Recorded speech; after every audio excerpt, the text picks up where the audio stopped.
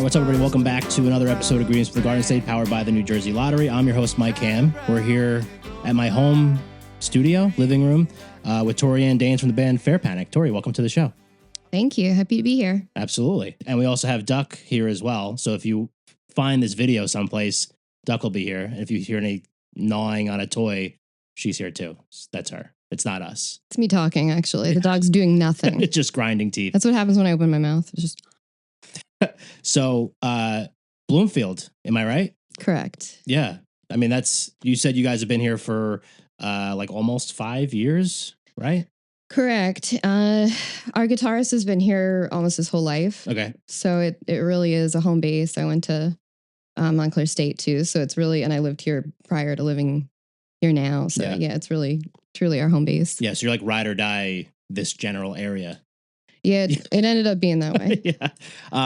But let's talk about the band Fair Panic Mhm. a little bit, and then we'll kind of get into the stories and all that. So if you could describe Fair Panic for our listeners, what would you describe it as? Oh no. I know, didn't think this is a hard question, right? I did out not the think gate. this through.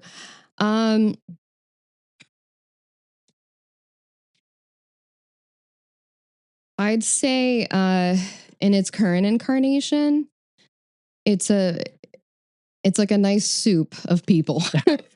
We've got there's a lot of testosterone in the band for sure. And then here I am sitting in Shakespearean dress. Like Yeah. I like Life's the all about I like balance, honestly. I like the contrast of people, their musical tastes. So it's a little bit of an eclectic alt rock scenario we got going on. And the previous release is straight eclectic, I'd say. Sure. And so you say the current iteration of the band, is it different members? Is it like a different sound? Can you maybe talk to me about that? Or I'm gonna kick everybody out of the band and then have them all come back in at the same point so that I have a simple explanation for this. sure. So guys, Revolving you're door. kicked out, Yeah. but you're back in right now. Right. And that's how the band formed. Okay, awesome. But this is timely. So we're gonna run this show Monday, February, whatever it's gonna be, the 17th. Is that right? Yeah, the 17th. Okay. And Wednesday, the 19th, because on the 20th, you guys have a show at Stosh's in Fairlawn with Reese Van Riper, who obviously we love, and Separator, which has also done some stuff with us here on Radio Garden State. And because you have a new EP that's dropping this Friday, the 21st, right? Yes, we do. Yeah, and that's got to be really exciting because I think I saw, when's the last time you guys had new music come out for Fair Panic? New original music? Yeah, new original music. 2018. This is a big deal. In 2018, there were a few like kind of solid members, but it wasn't like that. It was here's the song structure, guys. I'm gonna throw you in the studio. What can you come up with? And then I kind of edited through all the parts and made the album. Yeah. Because if somebody wasn't going to do it for me, I was going to do it myself. And myself meant calling upon a lot of friends. Yeah.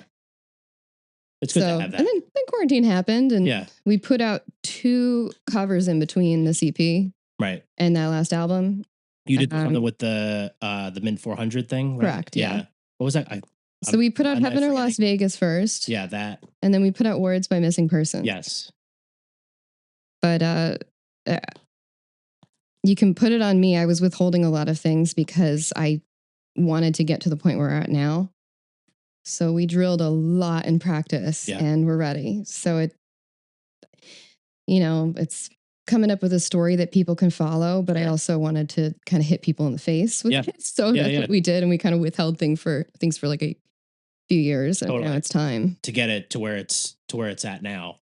Mhm. And so I told you when we were texting about getting this all set up, Soul Excessive Booty Shaking Edition, I play all the time on my shows. Like literally, I love that song. And I forget, now I need to look at my... We're playing that actually the next really? shows. Oh yeah. Hell yeah. It's our guitarist Aaron was like, you should pull this out. And then Pat, our bass player, helped redevelop some backing tracks for it. We're going for it. Yeah.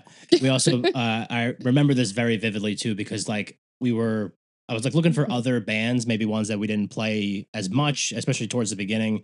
And one of our Tuesday night hosts, Ron Santi, who hosts Sonic Boom 7 to 9 on Radio Garden State, check it out. It's our best show, even more than me. Beat Street, I was playing Beat Street, and he logged in to our Instagram Live or whatever, and he was like, who the fuck is this band? Oh, we can like, swear. That's great. Yeah. Okay. We're not regulated by the FCC at all. So I teach children. Yeah. But, Sure. But I'm not, I'm fine. So he's like, who is this band? He's like, I love the beat. It's like so groovy. So would you say that the new stuff, because I've got a chance to listen to the new stuff before it's released because of my status. No, I'm just kidding. But how does the new stuff kind of compare to some of that stuff that you had released prior? Give people like a little tease. So Beat Street, I have to kind of give it back. Actually, no, I don't. I just like cool guy music. Sure. I like drum and bass. I like riffs. And Beat Street itself was, when I was writing that riff, it was supposed to be like heavy guitars. And then I'm like, I don't have that right now. So I found like the most disgusting keyboard effect that I could find. It was effective. But our guitarist, Aaron, is he's a genius with riffs. Sure.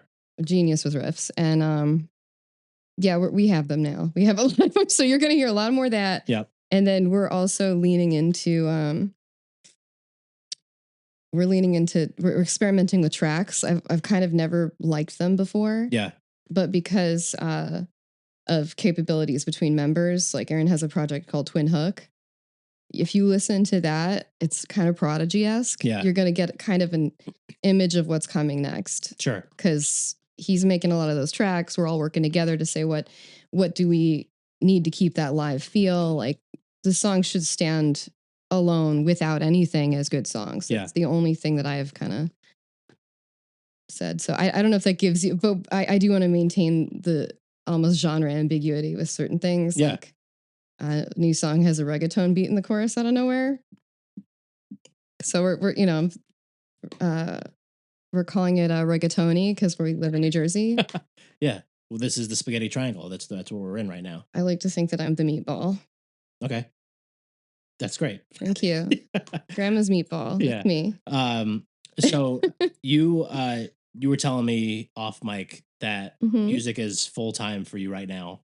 Correct. Music. Let's go back though. So was music always a part of your life? Singing, you play the violin, you do a bunch of stuff. So was it always something that you were involved in? Yes. Yeah.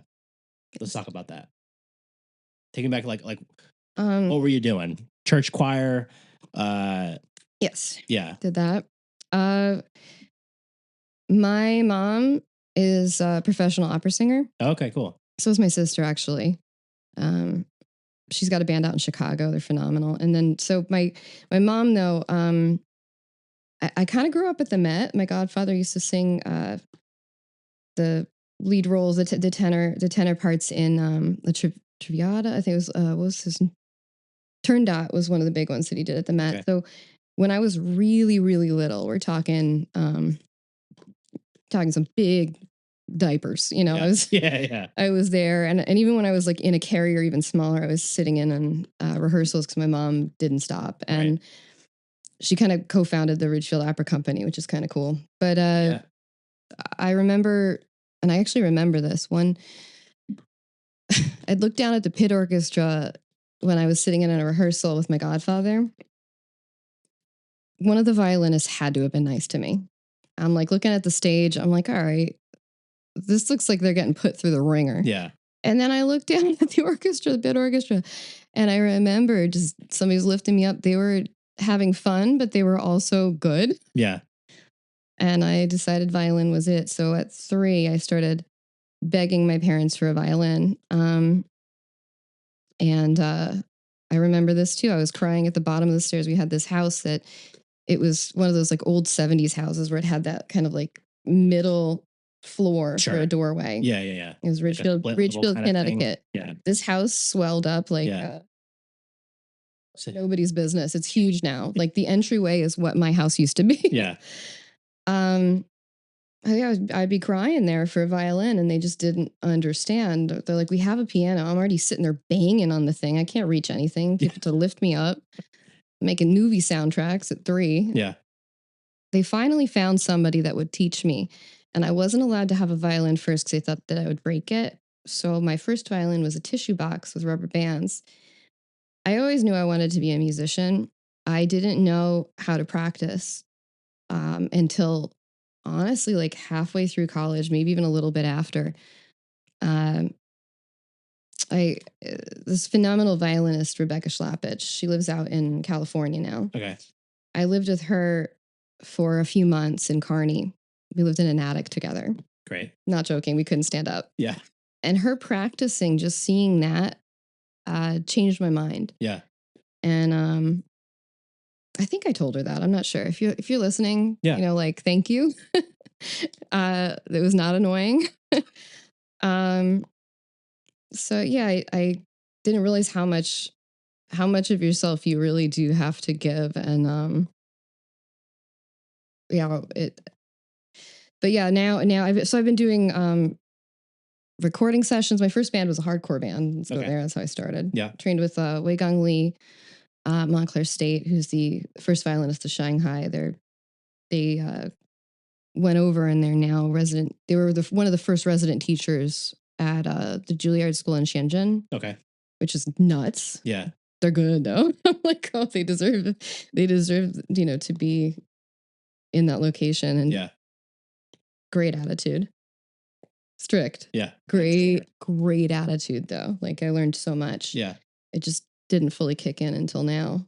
A few years ago, but yeah, and I play for Austin City Nights, which is a country cover band. Okay. So I sing a little bit with them, lots of harmonies, and I fiddle for them. We play a bunch of casinos. It's about 100 gigs a year. Wow. And then, yeah, they're like 4-hour sets. So if you're ever like, is Tory on stage? It's 4 hours, and I've now retired the heels unless it's a shorter set. Sure. So I'll just show up in sneakers, and I've got this glitter barrier that I cover my pedal board with because drunk people. Yeah. Also, nobody can see my shoes. Yeah. Right. Where something comfy if you're going to be standing for that long. Yeah. So if you're just listening, I'm in a full ball gown, and I'm just wearing sneakers. So full ball gown. It's not even 1 o'clock every day for me. I don't know. It's just life. It's practicing when you don't want to practice. It's sleeping about 6 hours a night every night. And then all of a sudden you have days off and it takes you days to reset. But I'm very happy doing it. Yeah. It's funny because we had, I don't know if you know Maddie Carlock, but we had Maddie on the podcast a few weeks ago, and he started like hardcore, then went to like folk, does hip hop stuff. He lives in LA now, but he's from Asbury Park. And like a really, really interesting guy. He's done some stuff with like Fetty Wap and other people and whatever. So super interesting. But like he was talking about just being like obsessed and like what that means. And like people, he like talks about how like when he does, he works as a producer in LA now, and how like he would sleep in his car with just like his gig bag and his guitar. Yeah. That's actually what I do. Yeah. I have to, because I don't think it's safe to drive 3.5 hours to AC and then drive They don't give you hotels. That's crazy. They don't give you hotels unless you play after 12 at an unnamed casino. Really? And they book you until 11:30. And I am sleeping in my car. Yeah. I also slept in my car in Asbury multiple times to try and reintroduce myself to the scene. Yeah. So I just won't tell you where I park, but if you see like newspapers or tiny blonde girl, I've got it down. Yeah. Husband doesn't like it, but I got it down. Wow. Also, sorry to talk your ear off. I feel like I'm like hijacking and this is longest answers ever. No, honestly, this is what makes good podcasts. Okay. Yeah. I promise. If you're talking too much, I'll tell you. Okay, good. Yeah. Okay. But like he was talking about that, like the obsession side of it, and like how like when he works with musicians or whatever, he's like, the only thing that I know how to do is like create stuff and make music and whatever. And he's like, when people like you make a song and then you just do something else like that day, like he's like, I just don't, like he's just so into what he's doing all the time. But you need to like obviously like within reason, if you're not like a crazy person, but like if you need to have some like that level of obsession to, you know, To move to LA. To move yourself. Yeah, exactly. To move good. yourself forward, like in a career that's, you know, competitive and like hard for people to kind of see you sometimes. Okay, well, real talk. Yeah. Real talk. Hit me. And I'm not going to hide this stuff anymore because, you know, back in the day, you try to like it. I think that a good stage performer works incredibly hard. Yeah. And they get on stage and they pretend like there was no work behind it. That's good stage presence. Right. In any scenario, public speaking, anything. But you know, now that there's a platform for, I get the sacrifices that I've made personally. I love kids, love them. I don't think they're in the cards for me if I keep doing this. Yeah. And you know, if I were to bring a kid into this world, I'd really have to drop everything because that's just who I am. Sure. You should have seen me with my ferrets. Oh my gosh. I was home every 12 hours to give them meds, lived to 9.5 AON, the shield maiden of Rohan. Is that a lot for a ferret? I don't know. They usually live for 4 or 5. Okay, so that is a lot, like double normal. Yeah, and I helped out at like the Scales and Tails shelter in Buckasana too, a little bit. Yeah. Lou Barlow from Dinosaur Jr., his uncle owns it. Okay, cool. Uncle runs it. Yeah. But yeah, that's one of the sacrifices for sure. But yeah, I'm okay with it. Yeah. So you come from like, let's take kind of back to like the story of, you know, opera. No, I'm kidding. No. But so we do, yeah. That's kind of how you kind of almost like get, excuse me. Yes, hello. We're busy. I know you want to sing. I know. Duck, come here. Oh my gosh. She's so calm for a puppy, 1-year-old. Yeah. Hello, you want to get on the mic? Yes, you do. Oh, we'll do a duet. Yes. Oh. Can you sit down? Yeah. I know you got the little kid energy. Mm-hmm. Yes, thank you. Just no one's talking to Duck, Okay. so she's. I know. Getting all. Duck.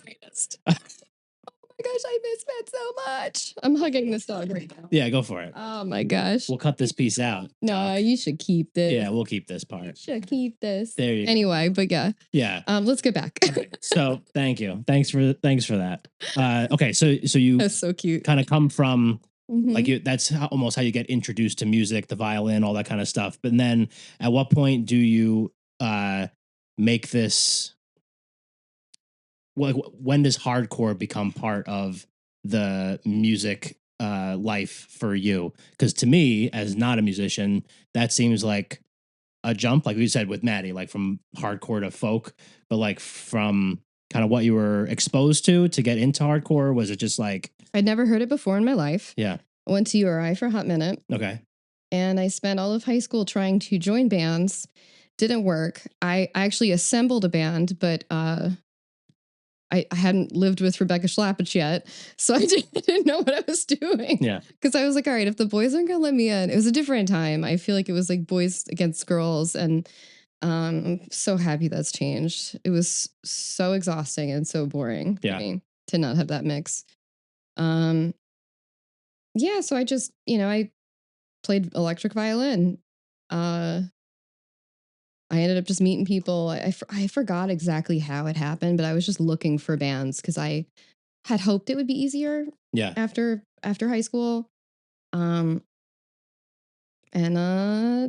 that's it doesn't get it. There are so many stories with that band, but we did all right. We did Warped Tour. Okay, cool. We did. We played with Chiodos number 12, who actually practices behind me at my space now. Okay. So when I saw him, and then Cody from Thank You Scientist is in it now, and he's so lovely. He subbed for the country band once. It was so funny. Yeah. We're looking at each other like, oh no, this is it's like he's such a technical player, like on fretless, that he was stuck playing like the 1-4-5 chord progression, and he was going off on it. Yeah. And I was cracking up because it sounded good, but it was not what country needed. Yeah. So much fun. Not at this time. Yeah, and then we did, I used to live next to a venue in Providence. So it was like, I met like the Blood Brothers. They were so nice. Like wonky gentlemen, but such gentlemen. Yeah. Oh, Scary Kids Scaring Kids. Okay. They were, and they are like, it's sad about Tyson that I felt that, but those guys resounded to me as like the band that we played with the most. I was like, oh yeah. But let me tell you, coming from, like this opera Broadway, like what I was exposed to when I was a kid, to hearing classic rock in high school and going this and having the same adrenaline as I would like listen to Prodigy now or hear like Nowhere, the band Nowhere. It's funny because it just kept going. It kept going. I wasn't like I had one epiphany and I was like, this is great. I was like, I had a bunch. I didn't know hardcore. The first show that I played with these guys, pants halfway down their ass, let me tell you. Would have given Jeff Brickley from Thursday a run for his money. Sure. Run for his money. Those pants running down. The first show I played with them was at a VFW in Massachusetts. Had to take the turnpike. Yeah. I think this guy Richard Khalil booked it. Man, I did not know what I was in for. There were maybe 30 people in that room, but everybody was in the pit. Yeah. It was a big pit. And I left that show giving one girl a t-shirt because she knocked out a tooth.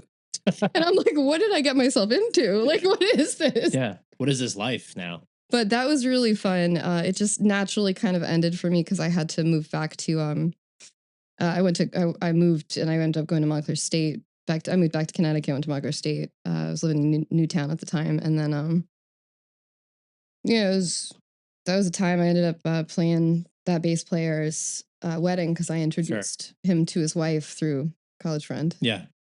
Those are a lot of words. Those are a lot of words. Yeah. No, it's good. I mean, how did you get into music? I listen to it. I don't play music. Like, I'm not a musician. So you're not into music? No, I am. I started a radio station because I'm into music. I started Are you sure? a show because I'm into music, I think. Okay. I like enjoy it. And I do appreciate because like the stuff that I'm doing with like the podcast stuff and some of the other things, like to me, like that's my creative outlet.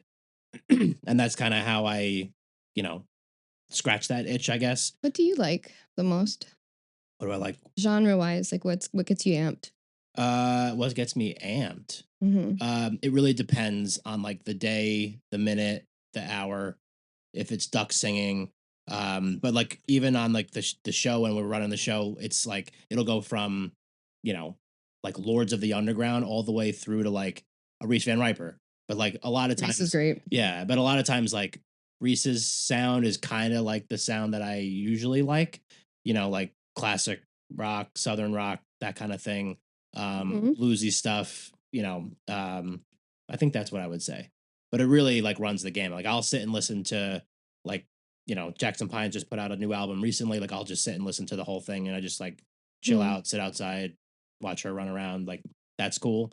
But then just go like the total other way and, You hear a funny story about Reese? Yeah. Hi, Reese. I'll send it to him too. Please do. Depending on how funny it is. This is one of my favorite memories with Reese because back when I was playing in those Mockingbirds, it was Adam and Reese were friends first, and I'm 5'2". Reese is like 8'4". Yeah, he's like the biggest human I know. My husband's 6'4" now, so like Reese doesn't seem as tall. But I think Reese is probably what 6'6". Yeah, I would say like 6'7", 6'6", somewhere in there. Yeah, at Duck, and she was growling at him, but not like really, like how she does. Yeah, and then he growled back at her, and she was like, "What the hell is that? Like that's not something like I've heard before." And it's the Reese grit. Yeah, so. Yeah, the Reese. Oh my grit. gosh, no, I love that guy. Yeah. But we were he had a house. I forget where, but it was by a lake in South Jersey. Okay. And a bunch of us went over to his house to get snowed in. Sure, as one does. And what do a bunch of delinquents do? They play hide and seek. Okay. And I remember, I think Adam was up, but this was at Reese's house, and somebody put on the Partridge Family. It was so creepy. Yeah. And that was the length of time that we had to find a place to hide. The Partridge Family. Yeah. Why? And they only had vinyls, so this was a choice that Reese made to have the Partridge Family on vinyl because that takes up space in your living area, and he had that space for the Partridge Family. Yeah, and to play this in this moment, it's just so much. So we're getting snowed in. There's nowhere to go. I crawled. I just panicked. I'm like, I have to win this. I have to win this. So I crawled into You know, those like dish cupboards, they have like these standalone dish cupboards. You got the glass in the front where you display all of. Yeah. I crawled underneath into the empty drawer underneath, the two swinging open. I don't know how I got in there. It was pure adrenaline. Sure. Went right in there. Winners want to win. Everybody was found. Yeah. Except for me. Okay. I sat in there for 20 minutes until people just went, "Where's Tory?" You know, it was a good 10 minutes of me just sitting in there going like, should I do something? Yeah. Like, did they forget about me? Yeah. And so, yeah, I was stuck in Reese's dish cupboard for like 20 minutes. But you won. I did, but nobody cared because they were all found 10 minutes ago. Oh, so like so I needed help. I think Reese had to help me get out of the dish cupboard because I was really in there. Yeah, it was pretty impressive. But those were fun times. Like it was those Mockingbirds and Reese playing a lot of shows together, and you know, nobody was really on their phones. It was fun. Yeah, it was a good time. So let's talk real fast because we're talking about Reese because this is going to be aired on the 17th and the 19th. We should talk about the show. Fair Panic. Right?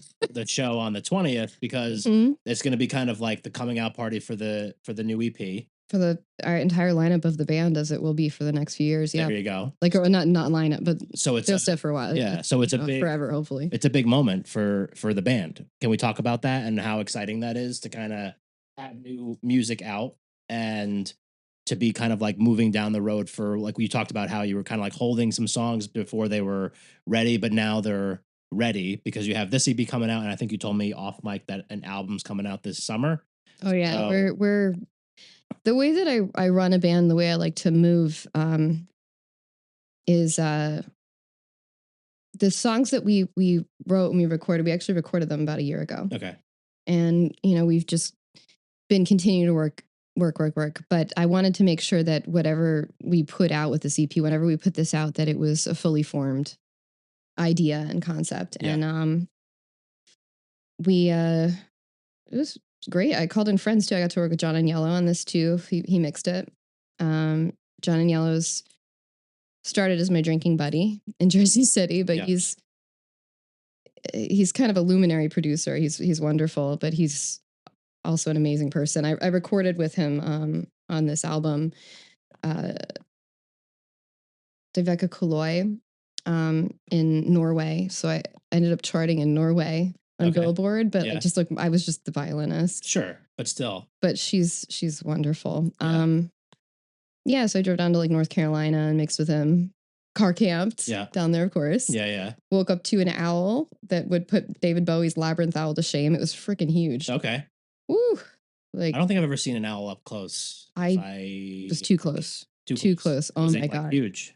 It was the size of it was like a medium-sized dog. Oh. It was really big. Yeah. Wingspan was like maybe 4 feet. Yeah. It was huge. But he was so cute. So cute. He was really cute. Yeah. Just like your dog. Yeah. You're cute. We get it. It feels good. I'm excited, but I in my own head sometimes forget that life is a journey, not a destination. Sure. And I'm like already on to thinking, okay, we've got 2 collaborations. And after those Mockingbirds reunited, Adam and I were doing a collaboration. It's like because we're both members of those Mockingbirds, it's now those Mockingbirds and Fair Panic collaboration, truly. Yeah, right. Guy's a songwriting beast. And then I'm also working with Audra G. Johnson, who's an influencer and a model, and honestly, like one of the most fantastic human beings ever. And she's young, so it's just really nice because it broadens kind of the age span of the group. Because our drummer has been around for a while, and he's been through all these different progressions. And talk about sacrifices made for music. He grew up in Puerto Rico, so we're trying to get back there actually. Sure. Because I also play with the Garden State Warriors. Okay. It's kind of June and the Pushers side project. It's R&B, like rap R&B. Mm-hmm. Randy Hayes from that group also has ties in Puerto Rico. So I'm trying to get us both down there. Yeah. But yeah, he sacrificed a lot. went from Puerto Rico to Florida up here. It's exciting for everybody, I think, in the group, but I do always wish that I could have things kind of move at the same speed that we're at, but it's always got to work backwards. So right. If that makes any sense, I was like the longest answer for that. It's just... The Mayo Performing Arts Center is the heart of arts and entertainment in Morristown, New Jersey. MPAC presents over 200 events annually and is home to an innovative children's arts education program. To see MPAC's upcoming schedule of world-class concerts, stand-up comedy, family shows, and more, head to mayoarts.org or just click the link in our show notes. Looking to buy, sell, or rent in Monmouth or Ocean counties? Megan Carroll of RE/MAX Elite brings local expertise and personalized service. Megan will make your real estate process smooth and stress-free. Bringing Southern hospitality to the Jersey Shore, call Megan today at 732-508-7402 or visit her website at mcsellsbythesea.com. So my other question, too, is I want to make sure I have the song names in front of me. So the 3 songs... Let's see. Entirely True, Oh My, and Love Could. So these 3 songs are kind of like the coming out party for Fair Panic, I would say. Would that be kind of right? I think it's the coming out. I really didn't. We got halted by quarantine. Just trying to struggle to survive. I had to get an insurance license. I did all that stuff. But this is the first time I'm really pushing it. So it really is a new project in that way. These guys all are fresh. Yeah. So can we talk maybe about them individually? Like why these 3 songs are part of this coming out party for Fair Panic? And, because obviously, like we said, album coming out, obviously there's big things on the horizon for the band and for you and for everybody. So why these 3 songs were the first 3 that to kind of put out there for everybody to listen to? I think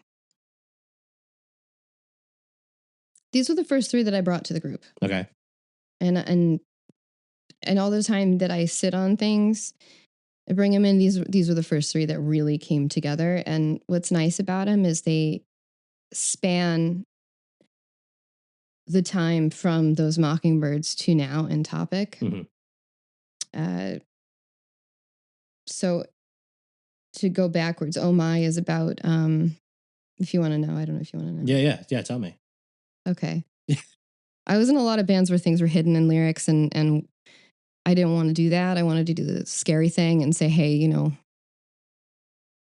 here's what it really was and here's what happened. And, here's how bad it was. Here's how good it can be and shine a light in that. But Oh My was coming out of a relationship and just dealing with, what you could get in the moment from people. And you're just like, I'm so tired of this. It feels so good to just be away from this. And I'm surprised at how good I feel just by myself.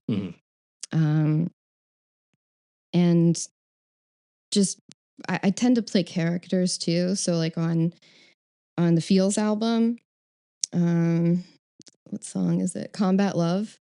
I am not myself. I am the worst version of myself. Just literally calling somebody by the worst name. It's like when you dig into a wound or something and you just, it's playing a villain, but I didn't mean a lot of that. It was just kind of that way. That's the only song on that album when I was just viciously brutal. I think everything else, there's always something in there to brighten it. Yeah. So yeah, Oh My is kind of about that. It's just like, wow, I actually feel okay. And then Entirely True is one of the, it's like kind of, it ended up, it was an older melody that I wrote and it ended up becoming about what happens when you are with somebody. Because I think that people are boats to bring you to the next shore. Interesting. Or to the shore. Yeah. And I'm grateful to have found my shore. That is, I do not take that for granted. And I hope you hear that, Kyle. We'll clip that too. We'll send it to them. Yeah. Just send this for Valentine's Day, please. To him. Yeah. He's a phenomenal drummer. I met him in one of the country bands I was in. Okay. He's not a country guy, but he's such a good drummer. Just all I'm saying is just don't date your own instrument. But Yeah, it's about, like when you date somebody, whether or not they end up being terrible, and you look and, you're talking with somebody you're with now, and you just have to assume there was something there to begin with. If you love this person, they see something in you, there's probably something decent about that person that they liked. Yeah. And it's about like one of my exes that just had this policy where he'd be like, I'm going to cut everything off. And coming from me, it was like, I definitely had those abandonment issues where I was like, I'm fighting this. I'm going to get through it. I think I did an okay job. Doing it right now. Yeah. Some work. Yeah. Just like learning to trust again, or maybe trust for the first time. Sure. We all kind of go through that though. Yeah. I think it's important to talk about, but sometimes you just miss your friend. You miss that part of that person that you like, you appreciate, but you just don't want anything to do with them in that way. Yeah, right. But you miss your friend. Yeah. And you're like, so that's what that's about. Love Could was the hardest song for me actually to sing, to write, because I think I might have been crying in the studio a little bit. Oh, she heard you were crying. Oh, thank you. Oh, little one. Sit like a person. Little pup. Okay. Duck. I don't know if that's going to do much for you if you're biting my finger. Do the giraffe again. Oh. You just interrupted a good story. No, it's good because I don't want to get emotional about it. But my friend and former bandmate Dan Ben Shudler, we grew up together. We went to the same preschool, and he would say, we didn't go there together. I was a year older than him. Mm-hmm. And kindergarten, I think it was a kindergarten. But we grew up together. We weren't very close in high school, but because my mom was an opera singer, I was in the youth orchestras. We were around each other the whole time. After we graduated, he was in the city and he was still doing music. So I asked him if he wanted to work on the Fields album with me. Mm-hmm. We grew very close, and I don't get close to a lot of people, not because I don't want to, but because of time, sure. Especially in the music industry. It's all encompassing. Your weekends are packed. And if they're not, you're probably trying to catch up on months of 4 hours of sleep. Yeah, right. And then, it's saying you should be practicing, but he had a heart condition. And I don't know if I think it was open heart surgery. He had a scar down his chest. Oh, wow. And I just remember growing up, his dad was a cellist. So I knew his dad growing up. His dad saw me grow up, but he lost 2 of his moms to illness as well growing up. And so his dad's great. His dad is one of the strongest people I think I've ever met. He's Swiss, so his English is also broken. So when he talks about stuff, it's just hits with such an impact that just sounds like money. I'm kidding. No, but he loves Baroque music. So and he builds cellos, and of course he does. Yeah. Sounds like an interesting guy. And his partner Pam's great. Yeah. So but Dan and I grew close. He's a great cellist, but he did not listen on bass sometimes. I think we did one show where he was playing an entire fret off. I don't know how that works if you're playing fretless. Yeah. You go to a fretted instrument and you're doing this stuff. I was like, Dan. But hey, stop it. He passed away let's say like maybe a little over a year ago, or maybe more even at this point. I just don't even think about it. But we used to text, and he was always just this positive influence in my life. And he passed away. He was actually in an Ariana Grande video too. Oh, really? I don't know how he got himself in there, but he never promoted it. Yeah. But he did some amazing things. He lived a life, but it was unexpected, and he kind of knew.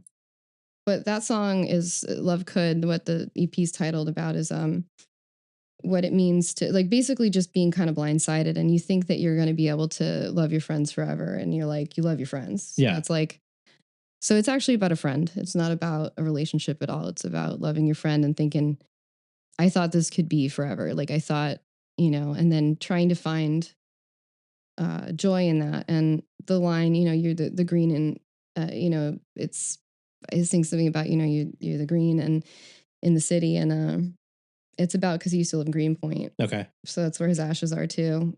I haven't been able to even bring myself to go and look at the water yet. It's still kind of fresh, even though it's been a while. Sure. But well, it's such a big part of your life for so long.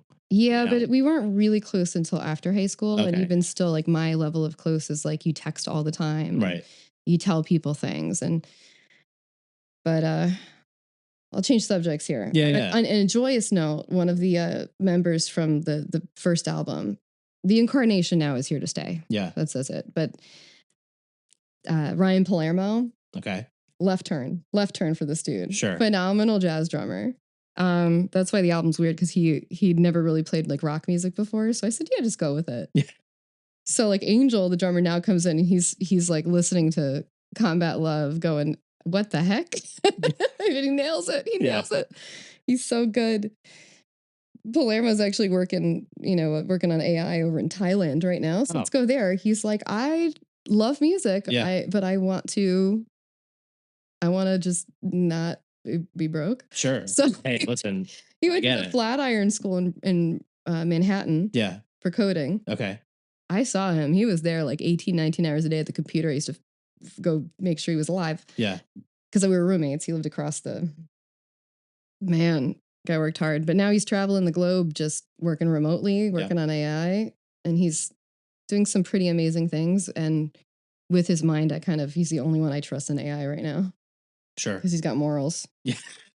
I'm not saying everybody, doesn't have those, but not a blanket thing, of course. Anyway, I'm talking your ear off. No, this is good. I'm so sorry. Well, we needed to talk about the songs. But that's what they're about. Yeah. And it's if this was like the last thing I'd ever put out, I would feel probably more excited, but I just want to keep going and but yeah, these songs all mean a lot, and we all do intend on redoing some things on them for the LP. So these actually will be on the LP, but maybe some different stuff in there. And but yeah, we're kind of going off the rails. And now I'm not as attached to some of the songs. Some of the songs I play a character where I'm like indie sleaze, Jane's Addiction, like I would never be like this in real life, and it's fun to play that. Sure. It's fun. But I need people to know that. Yeah. Because we have a song called Get Off, and I'm like, I was so hesitant to even send these songs to my dad. Yeah, sure. He's in Australia, by the way. Okay. He's on his 4th marriage. I think he got it right. Okay. Yeah. He was an attorney and a really good one. And it's in Australia. Lives in Australia. Oh, I love my dad so much. Yeah. Brilliant man. Okay. Brilliant. He's happy though. I like Tina, so that's good. That's good. So those are the songs. But it's tough. Yeah, it's tough to send it to your dad when you're thinking about like, men have a 1-track mind, but I guess I do too. Like that stuff. And I'm like, all right, hi dad. And then Get Off. I can't wait for that one to come out. That's going to be a fun one to explain.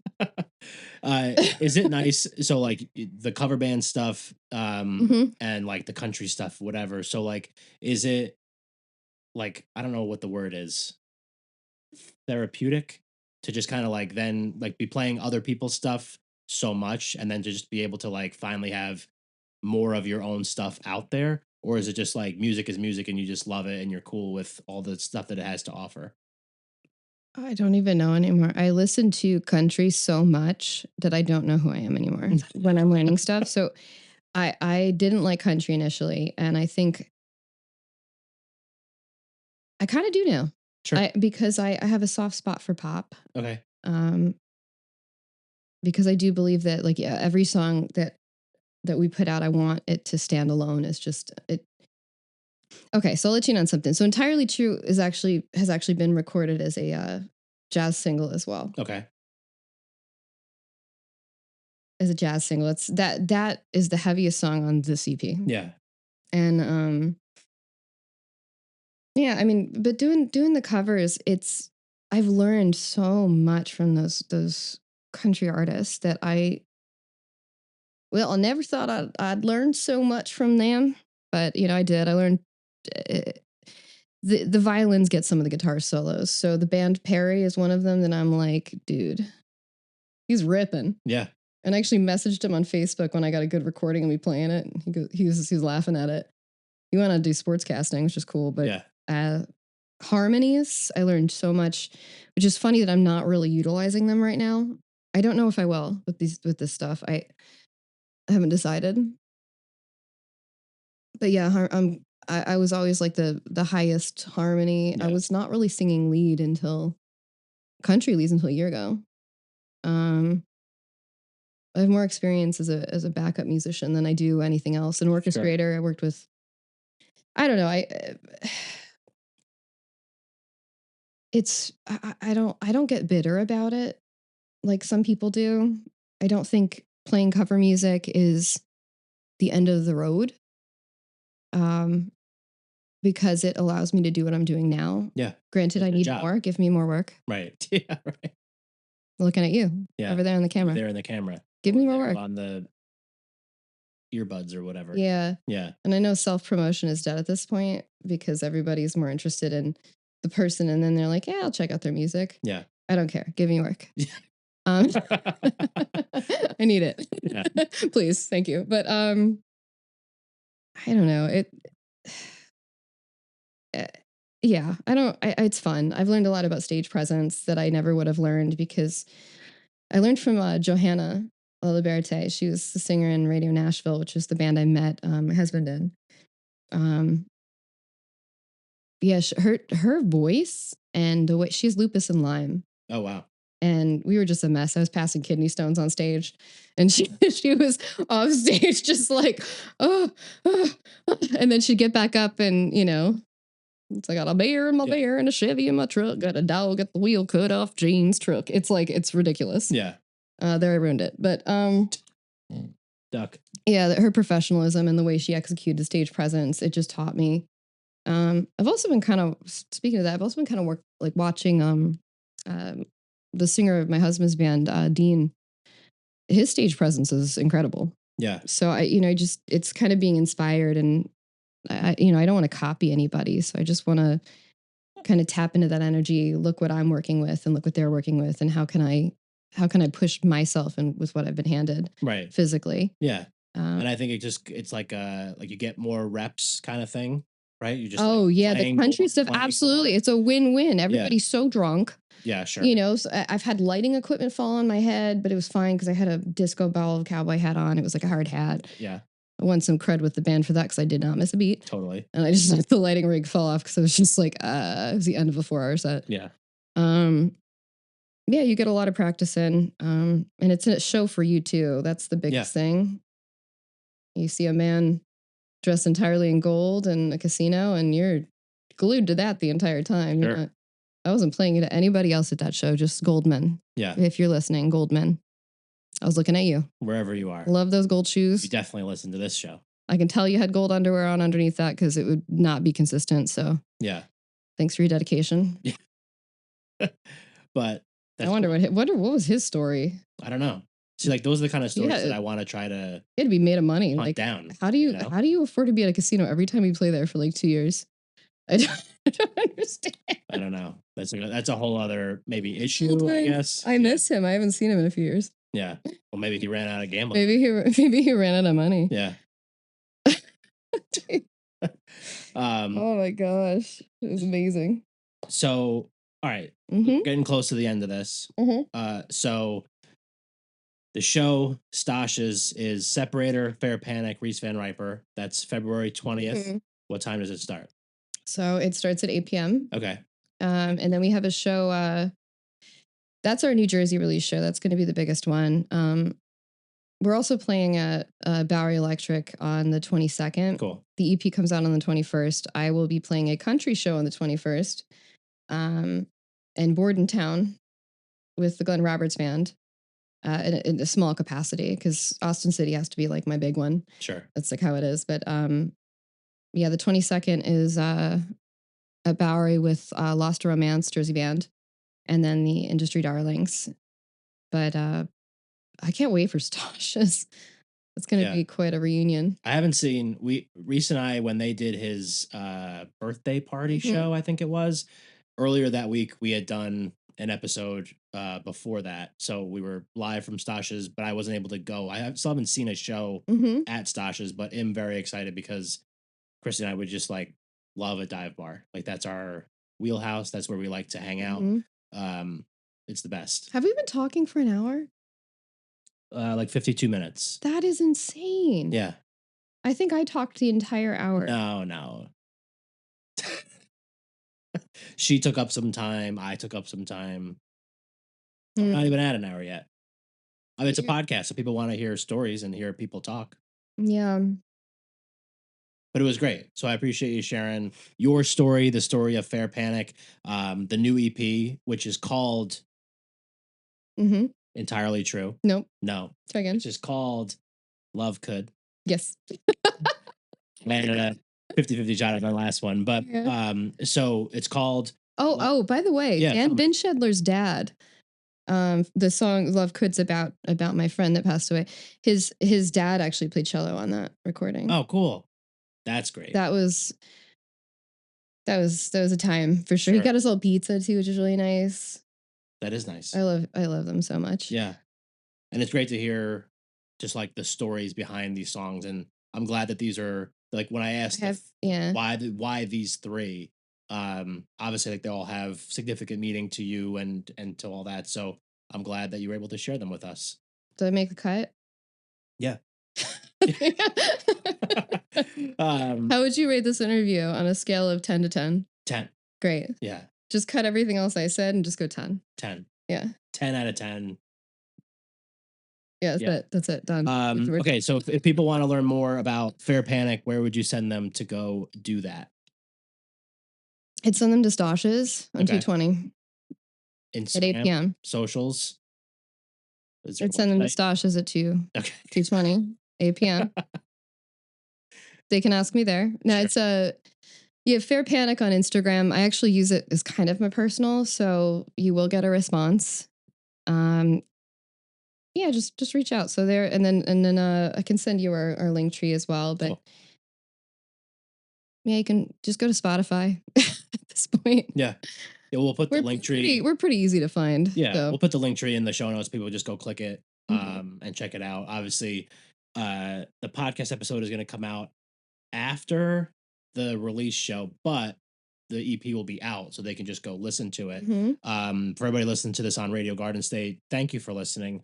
You got a sneak peek of some of these songs. I know we didn't play them while we were actually recording, but we'll do some nice edits into it.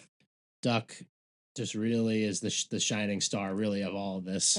This is the first time she's ever been on like a full episode, so thank you for dealing with that. That's it was nothing to deal with. Okay. All right, we'll wrap it up while you guys do your thing. Okay, so this has been the Greetings from the Garden State podcast powered by the New Jersey Lottery. I'm Mike Ham. We were here with Tory and Daines from Fair Panic. Check out their new EP that's out already. Check it out. This has been the Greetings from the Garden State podcast, New Jersey Lottery. Thanks for listening, and we'll catch you next time.